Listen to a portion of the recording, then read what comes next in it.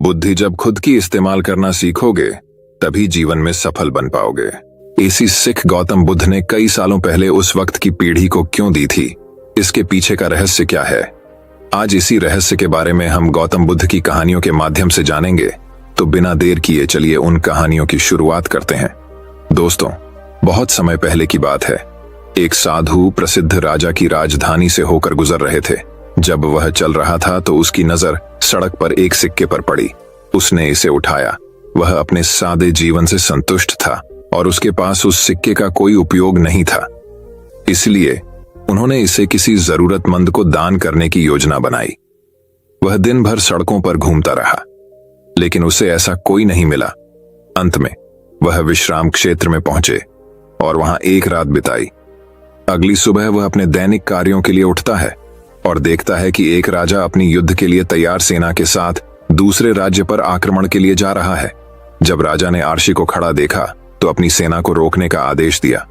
वह आर्षी के पास आया और बोला, हे महान ऋषि, मैं दूसरे राज्य को जीतने के लिए युद्ध करने जा रहा हूं ताकि मेरे राज्य का विस्तार हो सके, अतः मुझे विजयी होने का आशीर्वाद दें।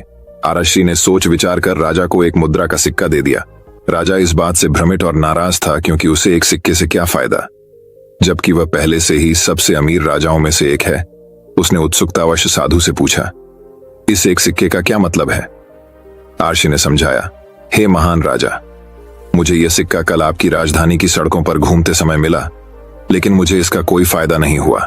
इसलिए मैंने फैसला किया था कि मैं इसे किसी जरूरतमंद को दान कर दूंगा। मैं शाम तक तुम्हारी राजधानी में घूमता रहा, परंतु ऐसा कोई न मिला। सभी लोग सुखी जीवन जी रहे थे। ऐसा लग रहा था कि उनके पास जो कुछ था उससे वे संतुष्ट थे।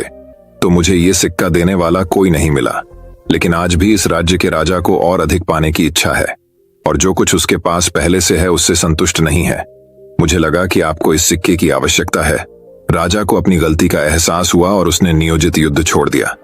दोस्तों, इस कहानी से हम ये सीख मिलती है, हम सभी को हमारे पास जो कुछ भी है उसमें खुश रहना सीखना चाहिए। हाँ, हम सभी हमारे पास पहले से अधिक या बेहतर की इच्छा रखते हैं, लेकिन जो आपके पास पहले से है उसका आनंद लेने का मौका बर्बाद न करें। कुछ लोग ऐसे भी होंगे जिनके पास वह नहीं होगा जो आपके पास है, और कुछ ऐसे भी होंगे जिनके पास आपसे बहुत अधिक है। हमेशा तुलना न करें, खुश रहें और स्वस्थ जीवन जिएं। वही अब एक और कहानी कुछ इस प्रकार शुरू होती है। बहुत समय पहले की बात है। एक बहुत ही आलसी आदमी था जो हमेशा अपना पेट भरने के लिए कोई आसान तरीका ढूंढता रहता था। एक दिन जब वह खाने के लिए कुछ खोज रहा था तो उसकी नजर फलों के खेत पर पड़ी। उसने चारों ओर देखा और किसी को भी पेड़ पर फलों की रखवाली करते हुए नहीं पाया।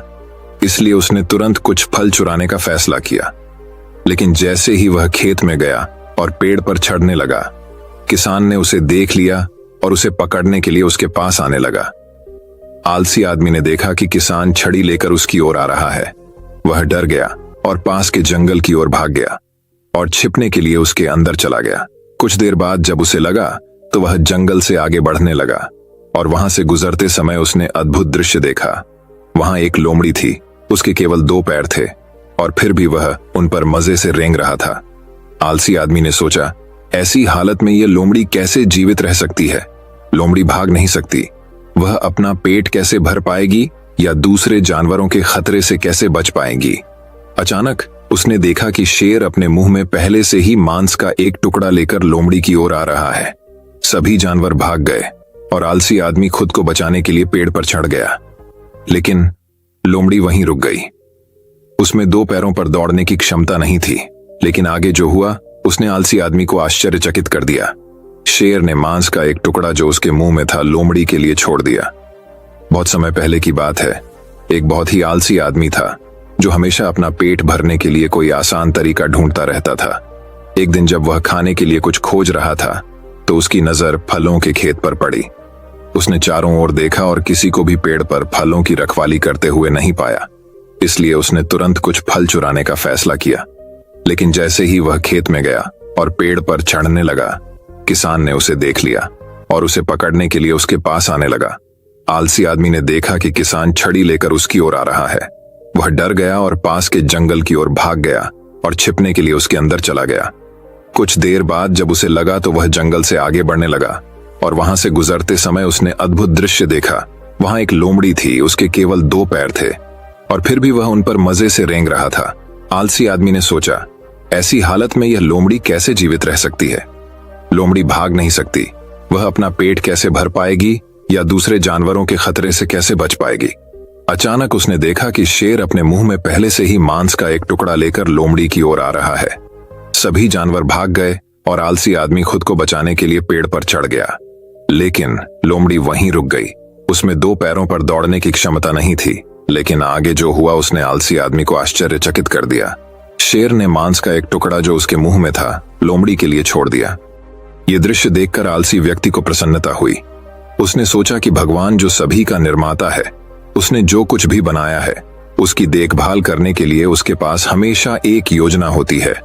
उसे लगा कि भगवान ने उसके लिए भी कुछ योजना बनाई होगी, इसलिए वह वहां से चला गया और कहीं दूर अकेले बैठ गया और इंतजार करने लगा कि कोई उसे भी खाना खिलाएगा। जैसे जैसे समय बीतने लगा, वह भोजन की प्रतीक्षा में सड़क की ओर देखता रहा। वह वहां 2 दिन तक बिना कुछ खाए इंतजार करता रहा। अंततः वह भूख सहन नहीं कर सका और जाने लगा। रास्ते में उसकी मुलाकात एक बूढ़े आरशी से हुई। उसने आरशी को सारी बात बताई। आरशी ने पहले उसे कुछ भोजन और पानी दिया। इसके खाने के बाद आलसी आदमी ने आरशी से पूछा, हे बुद्धिमान, भगवान ने अपंग लोमड़ी पर अपनी दया दिखाई थी, लेकिन भगवान मेरे प्रति इतने क्रूर क्यों थे? बूढ़े आरशी ने मुस्कुराते हुए कहा, यह सच है कि निर्माता के पास हर किसी के लिए एक योजना है। आप स्पष्ट रूप से भगवान की योजना का हिस्सा हैं, लेकिन बेटे, तुमने उसके संकेत को गलत तरीके से लिया। वह नहीं चाहता था कि तुम लोमड़ी की तरह बनो, वह चाहते थे कि आप शेर की तरह बने। अक्सर हम संकेतों को गलत समझ लेते हैं। भगवान ने हर किसी को अपना काम करने की शक्ति और क्षमता दी है। चीजों को हमेशा सकारात्मक तरीके से देखना सीखें और जरूरतमंद लोगों की मदद करने के लिए खुद को मजबूत स्थिति में देखें। आसान विकल्प के लिए मत जाओ, सही चुनाव करें। दोस्तों, वही अब एक और कहानी कुछ इस प्रकार शुरू होती है। बहुत समय पहले की बात है। एक गांव में एक पंडित रहता था। वे सभी शास्त्रों के अच्छे जानकार थे। वह सब कुछ जानता था, लेकिन वह गरीब था। उसके पास घर नहीं था। उन्हें अपना भोजन भी बड़ी कठिनाई से मिलता था। यहां तक कि उसके कपड़े भी काफी पुराने हो चुके थे। इसलिए पंडित अपने भोजन के लिए भिक्षा मांगता था। वह घर घर जाकर भीख मांगता था, कृपया मुझे भिक्षा दें। उनके पुराने कपड़ों को देखकर कई लोग उन्हें पागल समझ रहे थे। अतः चले जाओ कहकर उन्होंने दरवाजा बंद कर दिया। कई दिनों तक उसने खाना भी नहीं खाया। एक बार किसी प्रकार उसे नए वस्त्र प्राप्त हो गए। एक अमीर आदमी ने वे कपड़े पंडित को दान दे दिए। वे नए कपड़े पहनकर वह पहले की तरह भीख मांगने चला गया। वह जिस पहले घर में गया, गृहस्वामी ने कहा, महोदय, कृपया अंदर आइए, कृपया अपना भोजन हमारे घर में करें। ऐसा कहकर वह बड़े आदर के साथ पंडित को भोजन के लिए अंदर ले गया। पंडित खाना खाने बैठा। खाने के लिए तरह तरह के सूप, मीठे भोजन, वेद और मीठे खाद्य पदार्थ परोसे गए। सबसे पहले प्रार्थना करने के बाद पंडित ने अपने हाथ से एक मिठाई ली और अपने नए कपड़े खिलाते हुए कहा, खाओ खाओ, जिसे देखकर सभी घर वाले हैरान रह गए और कुछ समझ नहीं पाए। तो उन्होंने इस तरह पूछा, कपड़े नहीं खाते? हे महान पंडित, आप वस्त्रों पर भोजन क्यों चढ़ाते हैं? तब उस पंडित ने इस प्रकार उत्तर दिया, वास्तव में इसी नए वस्त्र के कारण तुमने आज मुझे भोजन कराया। कल ही इसी घर में तुमने मुझसे चले जाने को कहा था। चूंकि इन वस्त्रों के कारण मुझे भोजन प्राप्त हुआ, अतः मैं उनका आभारी हूं। यही कारण है कि मैं उन्हें खाना खिला रहा हूं। घर वाले थोड़े शर्मिंदा हुए। इस कहानी से हमें यह सीख मिलती है कि कभी भी किसी को उसके दृष्टिकोण से नहीं आंकना चाहिए। दोस्तों, एक और कहानी की शुरुआत कुछ इस प्रकार होती है। बात उस समय की है जब गौतम बुद्ध काफी प्रसिद्ध हो चुके थे। वे रोज प्रवचन देते, जिन्हें सुनने के लिए काफी लोग पहुंचते थे। प्रवचन सुनने एक लड़का रोज आता था। वह गौतम बुद्ध की सारी बातें बहुत ध्यान से सुनता था। काफी दिनों तक प्रवचन सुनने के बाद एक दिन उस लड़के ने सोचा कि मैं प्रवचन तो रोज सुन रहा हूं, लेकिन मेरे जीवन में कोई बदलाव नहीं आ रहा है। बुद्ध बातें तो अच्छी बताते हैं, लेकिन कुछ लाभ नहीं हो रहा है। मुझे इस बारे में बुद्ध से बात करनी चाहिए। अगले दिन वह लड़का बुद्ध से बात करने की इच्छा लेकर पहुंच गया। बुद्ध का प्रवचन शुरू हुआ और वे कह रहे थे कि अगर कोई व्यक्ति हम पर गुस्सा करता है तो वह हमसे ज्यादा खुद का नुकसान करता है। अगर हम भी दूसरे के गुस्से का जवाब गुस्से से ही देते हैं तो हम खुद का नुकसान कर लेते हैं। बुद्ध की ये बातें सुनते ही वह लड़का खड़ा हो गया और कहने लगा कि तथागत, मैं बहुत दिनों से आपके प्रवचन सुन रहा हूं, लेकिन मेरे जीवन में तो कोई बदलाव ही नहीं आया है। मुझे तो प्रवचन सुनने से कोई लाभ नहीं हो रहा है। बुद्ध ने अपने प्रवचन बीच में रोके और उस लड़के की बात सुनने लगे। जब वह लड़का चुप हो गया तो बुद्ध ने उससे पूछा कि तुम कहां रहते हो? लड़का बोला कि मैं श्रावस्ती में रहता हूं। बुद्ध ने कहा कि श्रावस्ती से यहां तक की दूरी कितनी होगी और यहां आने में कितना समय लगता है? उस लड़के ने बुद्ध की बातों का उत्तर दिया तो बुद्ध ने फिर पूछा कि यहां आते कैसे हो? लड़का बोला कि मैं श्रावस्ती में रहता हूं। बुद्ध ने कहा कि श्रावस्ती से यहां तक की दूरी कितनी होगी और यहां आने में कितना समय लगता है? उस लड़के ने बुद्ध की बातों का उत्तर दिया तो बुद्ध ने फिर पूछा कि यहां आते कैसे हो? उसने बताया कि मैं कभी पैदल आता हूं, कभी सवारी का कोई साधन मिल जाता है तो उससे आ जाता हूं। बुद्ध ने फिर एक नया प्रश्न पूछ लिया कि क्या तुम यहां बैठे बैठे अपने घर पहुंच सकते हो? यह प्रश्न सुनकर वह लड़का और वहां बैठे सभी लोग हैरान हो गए। लड़के ने कहा कि यह कैसे संभव है? मैं बैठे बैठे कहीं और नहीं पहुंच सकता, इसके लिए तो मुझे ही चलकर जाना होगा। बुद्ध ने कहा कि तुम्हारी बातों में ही तुम्हारे प्रश्नों का उत्तर है। सत्संग सुनने से तब तक कोई लाभ नहीं होगा जब तक कि तुम उन अच्छी बातों को अपने जीवन में उतारते नहीं हो। जब तक तुम अच्छे काम नहीं करोगे, इच्छाओं का त्याग नहीं करोगे, बुराइयों से दूर नहीं रहोगे, तब तक तुम्हारे जीवन में कोई बदलाव नहीं आएगा। सिर्फ प्रवचन सुनने से, यहां बैठने से जीवन में कोई बदलाव नहीं आएगा। बुद्ध ने आगे कहा कि अगर तुम कोई अच्छा करना चाहते हो तो उसके लिए तुम्हें प्रयास करना होंगे। विचार करने से काम नहीं होगा। सत्संग में तुम्हें सही गलत बातों की जानकारी मिलती है, लेकिन उन्हें अपने जीवन में किस तरह उतारना है ये तो तुम्हें ही तय करना होगा। तुम्हें प्रयास करने होंगे, तभी जीवन में सुख, शांति और सफलता आएगी। सत्संग करते रहने से हमारी बुद्धि पवित्र रहती है और हमारा मन गलत बातों से बचा रहता है। अगर हम सत्संग नहीं करेंगे तो हमारे विचार भटक सकते हैं। इसलिए अच्छी किताबें पढ़नी चाहिए, अच्छे लोगों की संगत में रहना चाहिए। अब एक और कहानी की शुरुआत कुछ इस प्रकार होती है। बहुत समय पहले की बात है। एक राजा रहता था जो अपनी विलासितापूर्ण जीवन शैली के बावजूद न तो खुश था और न ही संतुष्ट। एक दिन राजा को एक नौकर मिला जो काम करते समय खुशी से गा रहा था। इसने राजा को आश्चर्यचकित कर दिया कि वह देश का सर्वोच्च शासक दुखी और उदास क्यों था, जबकि एक तुच्छ सेवक को इतनी खुशी थी। राजा ने सेवक से पूछा, तुम इतने खुश क्यों हो? उस आदमी ने जवाब दिया, महाराज, मैं एक नौकर के अलावा और कुछ नहीं हूं, लेकिन मुझे और मेरे परिवार को ज्यादा कुछ नहीं चाहिए, बस हमारे सिर पर एक छत और पेट भरने के लिए गर्म भोजन। राजा उस उत्तर से संतुष्ट नहीं हुआ। बाद में उन्होंने अपने सबसे भरोसेमंद सलाहकार से सलाह मांगी।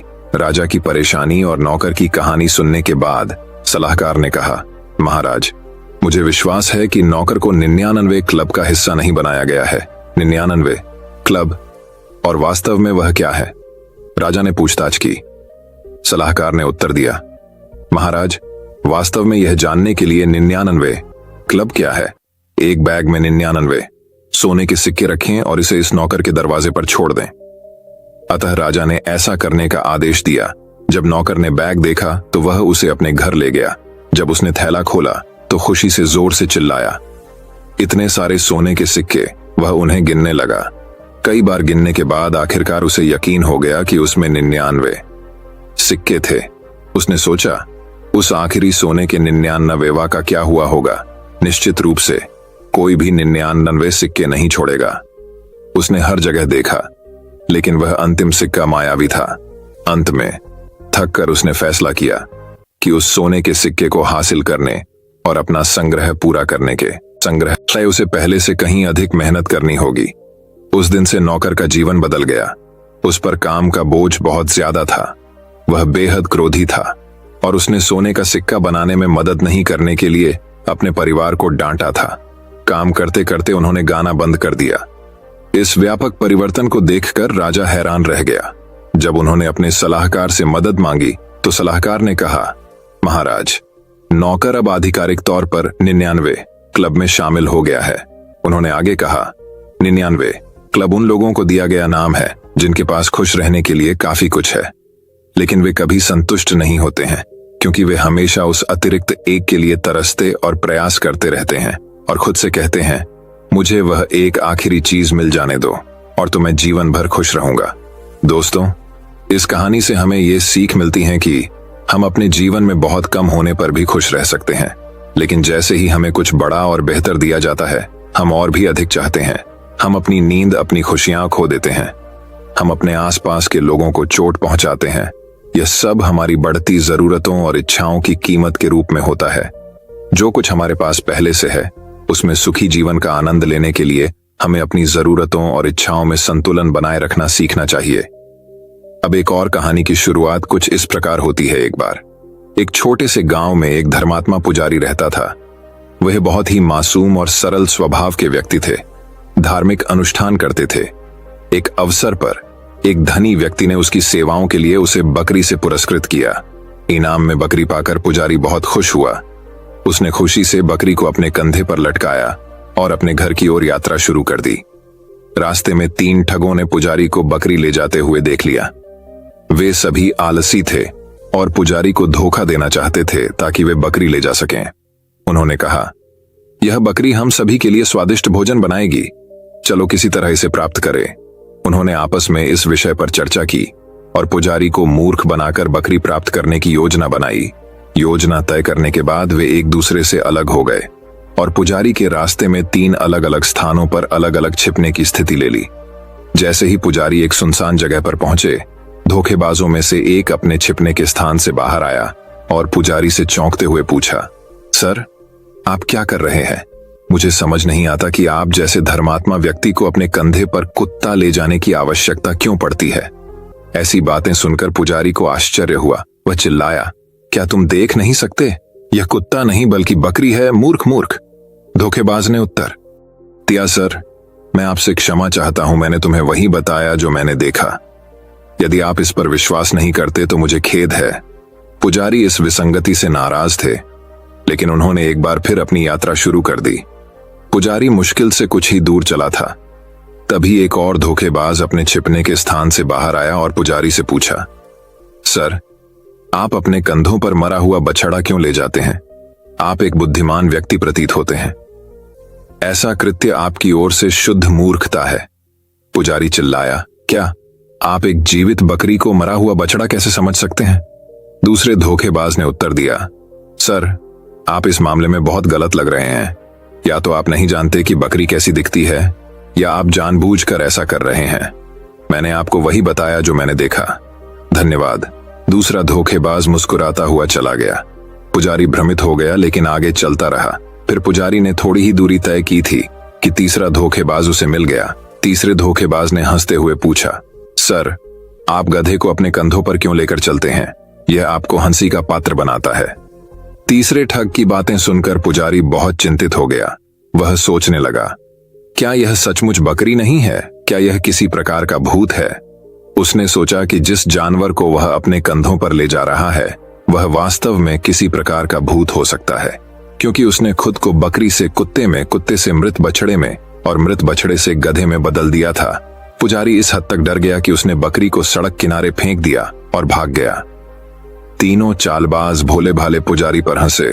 उन्होंने बकरे को पकड़ लिया और उस पर दावत करके खुश हुए।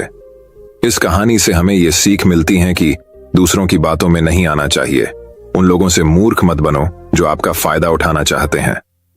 अब एक और कहानी की शुरुआत कुछ इस प्रकार होती है। भारत में एक पानी ढोने वाले के पास 2 बड़े बर्तन होते थे, जिनमें से प्रत्येक को एक खंबे के दोनों छोर पर लटकाया जाता था, जिसे वह अपनी गर्दन पर लटका कर रखता था। एक बर्तन में दरार थी और जबकि दूसरा बर्तन एकदम सही था और नदी से मालिक के घर तक लंबी पैदल यात्रा के अंत में हमेशा पानी का पूरा हिस्सा पहुंचाता था। फूटा हुआ बर्तन केवल आधा भरा हुआ ही आया। पूरे 2 वर्षों तक ये प्रतिदिन चलता रहा। वाहक अपने मालिक के घर में पानी से भरा केवल 1.5 घड़ा ही पहुंचाता था। बेशक परफेक्ट पॉट को अपनी उपलब्धियों पर गर्व था। जिस उद्देश्य के लिए इसे बनाया गया था वह उस अंत तक परफेक्ट था, लेकिन बेचारा फूटा हुआ घड़ा अपनी अपूर्णता पर शर्मिंदा था और दुखी था कि उससे जो काम करवाया गया था वह उसका आधा ही पूरा कर पाया। 2 साल की कड़वी असफलता के बाद एक दिन उसने जलधारा के किनारे जलवाहक से बात की, मुझे खुद पर शर्म आ रही है और मैं आपसे माफी मांगना चाहता हूं। वाहक ने पूछा, क्यों, तुम्हें किस बात पर शर्म आती? पॉट ने उत्तर दिया, पिछले 2 वर्षों से मैं अपना आधा भार ही पहुंचा पा रहा हूं, क्योंकि मेरी तरफ की दरार के कारण पानी रिसकर आपके मालिक के घर तक पहुंच जाता है। मेरी खामियों के कारण तुम्हें अपने प्रयासों का पूरा मूल्य नहीं मिल पाता। जल ढोने वाले को पुराने फूटे बर्तन के लिए खेद हुआ और अपनी करुणा में उसने कहा, जैसे ही हम मालिक के घर लौट रहे हैं, मैं चाहता हूं कि आप रास्ते में सुंदर फूलों को देखें। जैसे ही वे पहाड़ी पर चढ़े, पुराने टूटे हुए बर्तन ने रास्ते के किनारे सुंदर जंगली फूलों को गर्म कर रहे सूरज को देखा और इससे उसे कुछ हद तक खुशी हुई, लेकिन रास्ते के अंत में उसे अभी भी बुरा लग रहा था, क्योंकि उसका आधा भार बाहर निकल चुका था और इसलिए उसने फिर से अपनी विफलता के लिए वाहक से माफी मांगी। वाहक ने बर्तन से कहा, क्या तुमने देखा कि तुम्हारे रास्ते में केवल तुम्हारी तरफ फूल थे, लेकिन दूसरे बर्तन की तरफ नहीं? ऐसा इसलिए है क्योंकि मुझे हमेशा से आपकी खामी के बारे में पता था और मैंने इसका फायदा उठाया। मैंने तुम्हारे रास्ते के किनारे फूलों के बीज बोए थे और हर दिन जब हम जलधारा से वापस आते थे तो तुम उन्हें सींचते थे। 2 साल से मैं अपने मालिक की मेज को सजाने के लिए इन खूबसूरत फूलों को चुनने में सक्षम हूं। आप जैसे हैं वैसे ही बने बिना उसके घर की शोभा बढ़ाने के लिए उसके पास यह सुंदरता नहीं होती। इस कहानी से हमें ये सीख मिलती है कि हम में से प्रत्येक की अपनी अनोखी खामियां हैं। हम सब फूटे हुए बर्तन हैं। इस दुनिया में कुछ भी बेकार नहीं जाता। आप फूटे घड़े की तरह सोच सकते हैं कि आप अपने जीवन के कुछ क्षेत्रों में अक्षम या बेकार हैं, लेकिन किसी तरह ये खामियां छुपे हुए आशीर्वाद में बदल सकती हैं। दोस्तों, मैं उम्मीद करता हूं कि यह कहानी सुनने से आपके जीवन में अच्छे बदलाव आए होंगे। आपको इस वीडियो से क्या सीखने मिला ये कमेंट करके जरूर बताएं और अपने परिवार, दोस्तों या आपके करीबी इंसान के साथ ये कहानी शेयर करके उन्हें भी इस ज्ञान से परिचित करवाएं। बाकी अगर आपको ये वीडियो दिल से अच्छी लगी हो तभी इस वीडियो को लाइक कर देना और आपने अब तक इस चैनल को सब्सक्राइब न किया हो तो चैनल को सब्सक्राइब भी जरूर कर देना। आपका हर दिन शुभ हो और खुशियों से आपका जीवन भरा रहे। धन्यवाद। नमो बुद्धाय।